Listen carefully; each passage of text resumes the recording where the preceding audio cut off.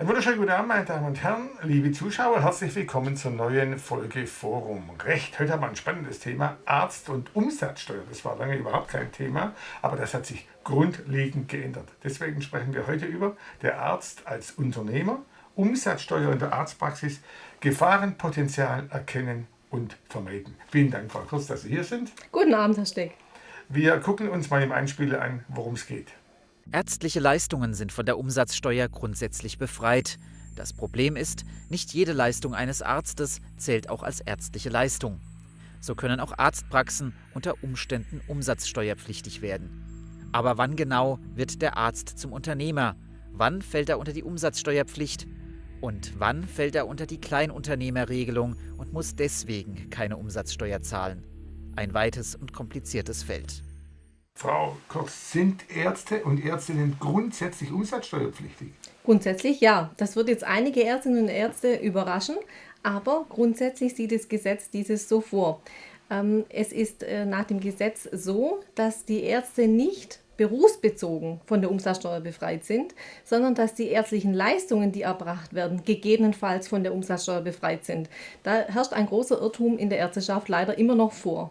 Und welche Leistungen sind jetzt umsatzsteuerpflichtig und welche sind von der Umsatzsteuer befreit? Grundsätzlich kann man sagen, dass ärztliche Leistungen, die der Heilbehandlung oder der Vorsorge dienen, von der Umsatzsteuer befreit sind.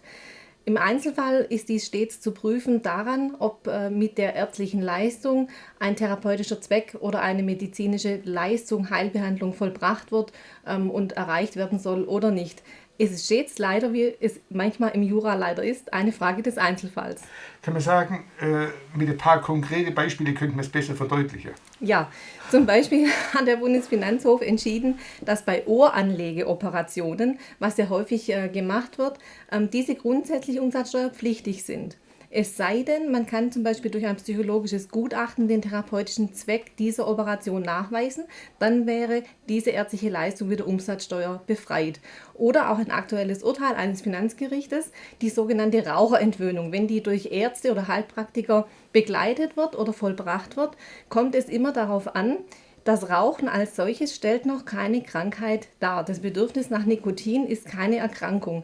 Erst dann, wenn der Arzt im Einzelfall jeden einzelnen Patienten betreffend dies entsprechend feststellt, das hängt mit der Selbststeuerungsfähigkeit, ein schwieriges Wort, die Ärzte wissen, was ich meine, zusammen, inwieweit diese durch diese Sucht nach Nikotin, nach dieses Bedürfnis nach Nikotin, wie stark ausgeprägt es ist. Auch hier steht es eine Frage des Einzelfalles und der Arzt muss in so einem Fall hinreichend Dokumentation betreiben, dass es sich um eine Krankheit handelt. Sicher gibt es auch hier wieder aktuelle Rechtsprechung. Können Sie ein paar Beispiele nennen, bitte?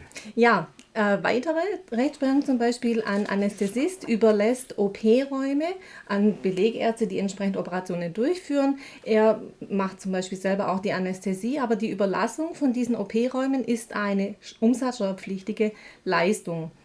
Interessant ist auch die LASIK-Operationen, die viele niedergelassenen Augenärzte auch durchführen.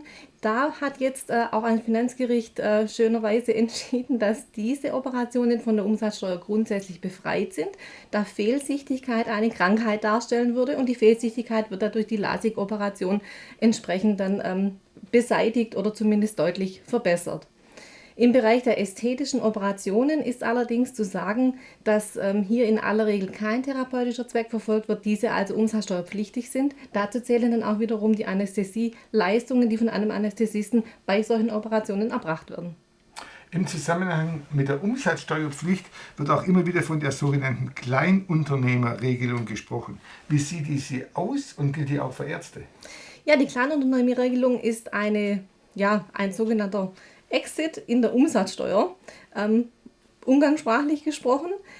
Diese gilt grundsätzlich selbstverständlich auch für Ärztinnen und Ärzte. Die Kleinunternehmerregelung besagt, dass wenn man nicht mehr als 17.500 € umsatzsteuerpflichtige Umsätze pro Jahr macht und im folgenden Kalenderjahr voraussichtlich nicht mehr als 50.000 € Umsatz macht mit steuerpflichtigen Leistungen, dann ist man von der Umsatzsteuer befreit, wenn man diese Kleinunternehmerregelung für sich in Anspruch nimmt. Hier empfehle ich jedoch, unbedingt die steuerpflichtigen Umsätze getrennt von den steuerfreien Umsätzen in der Umsatzsteuer zu erfassen, um überhaupt ja selbst prüfen zu können, falle ich noch unter diese Regelung oder überschreite ich gegebenenfalls, zum Beispiel in einer Gemeinschaftspraxis, werden alle Leistungen von allen Ärzten zusammengerechnet oder überschreite ich diese Grenze. Ziehen wir am Schluss ein Fazit. Der Arzt als Unternehmer, Umsatzsteuer in der Arztpraxis. Worauf kommt es an? Es kommt ganz entscheidend darauf an, dass die Ärztinnen und Ärzte sich mit diesem Thema der Umsatzsteuer befassen, dass ihnen grundsätzlich bewusst ist, dass sie grundsätzlich umsatzsteuerpflichtig sind und sich dieses Themas stellen. Am besten natürlich mit dem Rat eines Experten, zum Beispiel mit dem Rat eines Steuerberaters. Vielen Dank, Frau Kurz. Sehr gern, Herr Steck. Liebe Zuschauer, also im Zweifel fachkundig beraten lassen. Nächsten Dienstag, wenn Sie mögen, haben wir das Thema immer Ärger mit dem Kreuzungsblockieren. Danke für Ihr Interesse. Auf Wiedersehen.